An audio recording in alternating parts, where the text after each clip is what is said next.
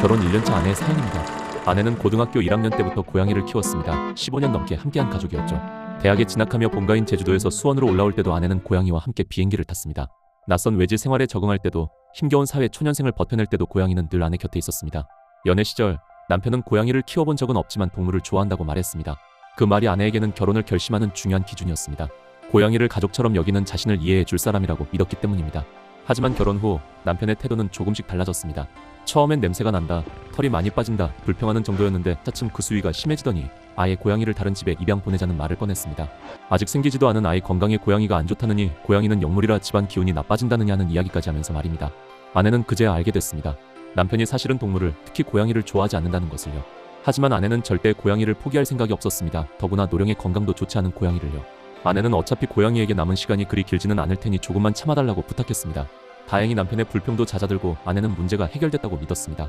그리고 얼마 후 아내는 대학 동창들과 2박 3일 일본 여행을 가게 됐습니다. 이상할 만큼 남편은 흔쾌히 허락했습니다. 하지만 그때까지만 해도 아내는 아무런 의심도 하지 못했습니다. 여행에서 돌아온 날 집에는 고양이가 없었습니다. 어찌된 일인지 물었더니 남편이 말했습니다. 배달 음식을 받으려고 문을 열었는데 고양이가 도망을 갔다고요. 아내가 고양이 걱정에 여행도 제대로 하지 못할까봐 미리 말하지 않았다고 합니다. 아내는 고양이를 찾아 밤새 동네를 뛰어다녔습니다. 고양이 돌봄에 미숙한 남편에게 고양이를 맡기고 여행을 떠난 자신을 탓하면서요. 하지만 고양이를 찾을 수 없었고 결국 고양이 탐정까지 불렀습니다. 고양이는 싸늘한 주검이 되어서야 다시 아내 품으로 돌아올 수 있었습니다. 그리고 충격적인 사실이 드러납니다. 남편이 고양이를 직접 유기하는 장면이 아파트 CCTV에 찍혀 있었던 건데요. 아내는 아무리 고양이가 싫었어도 어떻게 한 생명을 몰래 버릴 수가 있는 건지 도저히 남편을 이해할 수 없었습니다. 아내가 자리를 비운 틈을 노려 계획적으로 버린 일이라는 사실은 더욱 견디기 힘들었습니다. 아내는 더는 남편을 보고 싶지 않다고 합니다. 하지만 남편은 그깟 고양이 때문에 이혼할 수는 없다며 버티는 상황입니다.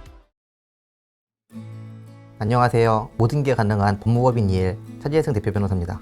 아내 몰래 반려묘 유기한 남편, 이혼 사유로 인정되나요? 네, 가능합니다. 이 사안에서 아내는 남편을 상대로 재판상 이혼을 청구할 수 있고 충분히 이혼 사유로 인정될 가능성이 높습니다. 우리 민법 제840조는 재판상 이혼 사유를 규정하고 있는데 이 사안에서는 특히 제3조 배우자로부터 심히 부당한 대우를 받았을 때, 제6호 기타 혼인을 계속하기 어려운 중대한 사유가 있을 때가 성립할 가능성이 있습니다. 먼저 3호 관련해서 심히 부당한 대우란 혼인 관계를 지속을 강요하는 것이 가혹하다고 여길 정도로 폭행, 학대 또는 모욕을 받은 경우를 말합니다.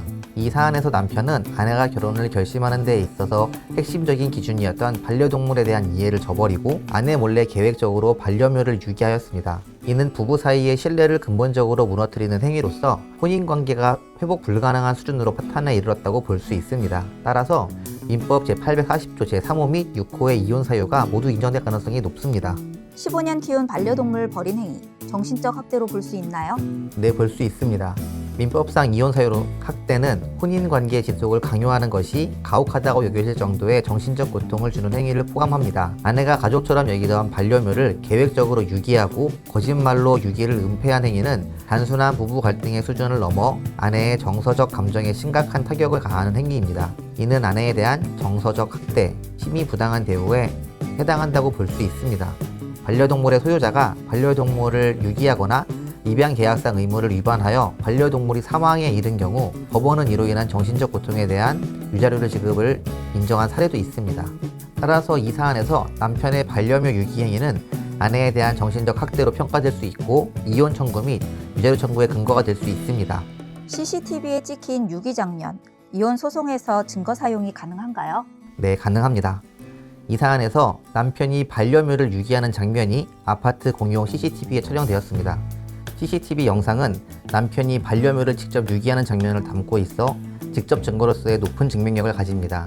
이는 남편의 계획적 유기 행위를 입증하는 핵심 증거가 될 수 있습니다. 결론적으로 아파트 공용 CCTV에 촬영된 남편의 반려묘 유기 장면은 이혼 소송에서 증거로 충분히 사용 가능하며 남편의 계획적이고 기망적인 행위를 입증하는 강력한 증거가 될 수 있습니다. 이 증거를 통해 민법 제840조 제3호 및 6호 이혼 사유를 입증하고 나아가 위자료 청구의 근거로도 활용할 수 있습니다. 혼자 고민하지 마세요. 이엘이 함께 하겠습니다.